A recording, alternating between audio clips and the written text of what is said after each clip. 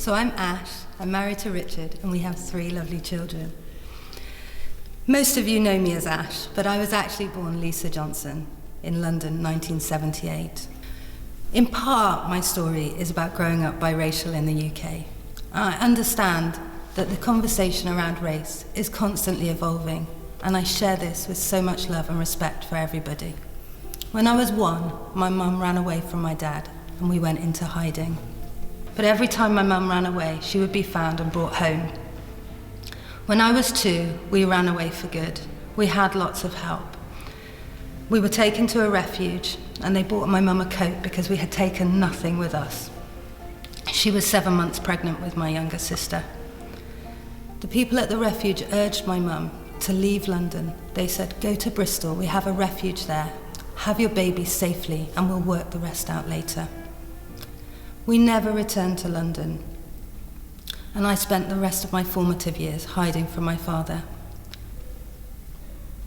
I can't tell you how damaging that was for me, to be hiding from such a big part of myself. I was frightened of who he was, but I was also grieving the loss of him in my life. Being mixed race, I was constantly and openly compared to my younger sister, who's much fairer than I am. She has blue eyes and loose hair. People often commented on how African I looked, and it didn't feel complimentary. I was drawn to black people and wanted to find that part of my identity, but unfortunately that wasn't a perfect fit either. In the context of friendship, I was called a half-breed and a coconut, and that was really hard. Much later in my life, I got to spend a year with my dad, and I will be forever grateful for that. He died quite soon after, and I felt really low and lost, really. A friend who I'd been cutting her hair for a while suggested that we have a coffee. I told her in that time that I wanted to get to know Jesus, which was a really strange thing to say. But she actually encouraged me to go to an Alpha course at her church. During Alpha, I decided to go to church on Father's Day. That was the first time. I contacted my Alpha leader, and he arranged to meet me in the foyer.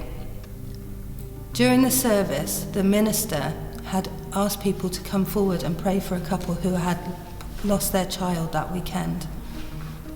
People came forward and they put their hands on their shoulders, and it almost fanned out like a flower. All these people were around this couple who were mourning, and it was just so moving. It was a kind of love I hadn't seen before.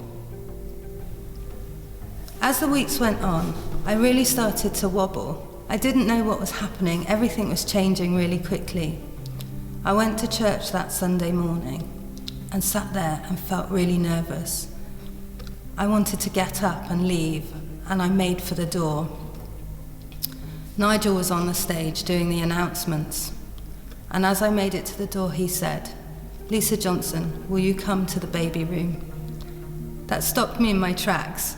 There must have been somebody at church that day with my birth name, but for me, it was like God was speaking to me through Nigel.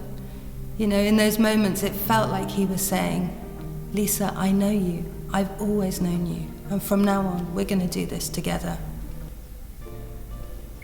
After that, I think I decided in my heart that I was on this road and I was going to commit to it.